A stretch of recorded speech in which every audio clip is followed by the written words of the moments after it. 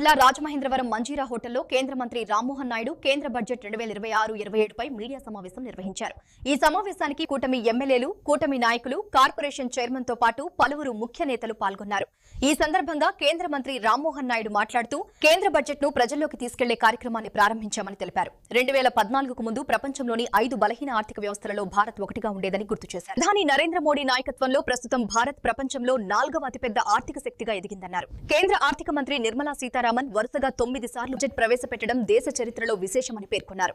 ఇది ఎన్నికల బడ్జెట్ కాదని, రాజకీయాలను పక్కన పెట్టి 140 కోట్ల మంది భారతీయుల సంక్షేమాన్ని దృష్టిలో ఉంచుకుని బడ్జెట్ రూపొందించారని చెప్పారు.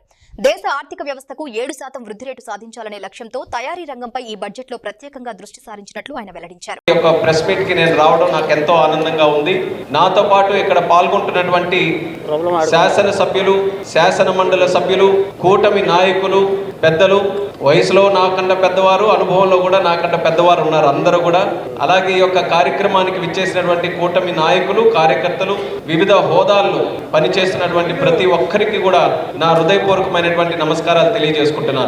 ముందుగా మనం అందరం కూడా విశ్లేషణ చేసుకోవాలి. 2014లో దేశానికి ప్రధానమంత్రిగా వచ్చినటువంటి నరేంద్ర మోదీ గారి తాలూకా నాయకత్వంలో 2014కు ముందు భారతదేశం గురించి ప్రపంచంలో ఎక్కడైనా మాట్లాడుకుంటే ఫ్రజైల్ 5 ఎకానమీస్ గా ఒకటి గుర్తించారు. ఫ్రజైల్ 5 అని అంటే బలహీనంగా ఉండేటటువంటి దేశాలలో ఒకటి భారతదేశం అని చెప్పి ఆ రోజు 2014కు ముందు ఎకానమిస్ట్ అందరూ కూడా డిసైడ్ చేయడం జరిగింది. తర్వాత ప్రధానమంత్రిగా నరేంద్ర మోదీ గారు వచ్చిన తర్వాత గత 12 సంవత్సరాలుగా corruption free government, scams free government, accountability, ట్రాన్స్పరెన్సీని ప్రమోట్ చేసుకుంటూ, డిజిటల్ ఇండియాకి పునాదులు వేసుకుంటూ, స్టార్టప్ ఇండియాకి, మ్యానుఫ్యాక్చరింగ్ కి పునాదులు వేస్తూ, జిఎస్టీ రిఫార్మ్స్ తీసుకొని వస్తూ, ఒక ఇంక్లూజివ్ గవర్నెన్స్ అంటే కేంద్ర ప్రభుత్వం ఏదైనా నిర్ణయాలు తీసుకున్నాయంటే ఒక 10%, 20%, 30% ప్రజానికానికే కాకుండా దేశంలో ఉన్నటువంటి ప్రతి ఒక్క పౌరుడికి కూడా ఆ బడ్జెట్ తాలూకా ప్రభావం అందాలనే ఆలోచనతో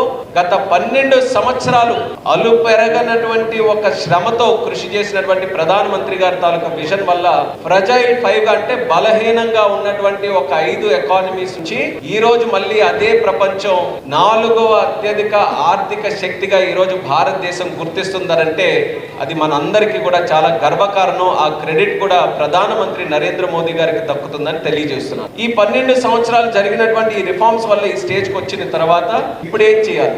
ఈ 2026వ సంవత్సరం దీని తాలూకా ఒక విశిష్టత ఏంటంటే 21వ శతాబ్దంలో 2వ క్వార్టర్ ఏదైతే ఉందో దానికి మొదలు పెట్టేటటువంటి సంవత్సరం. ఈ 21వ శతాబ్దంలో 25 సంవత్సరాలు పూర్తి చేసుకున్నాం.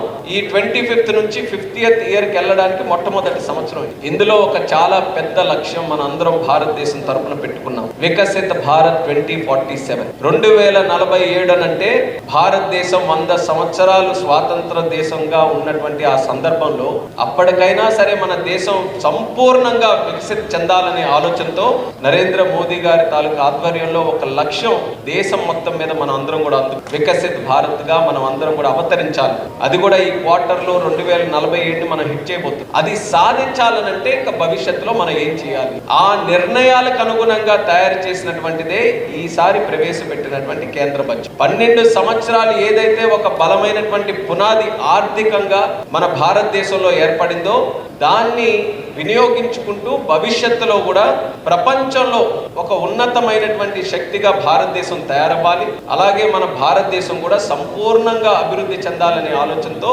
ఆర్థిక శాఖ మంత్రివర్యులు నిర్మలా సీతారామన్ గారు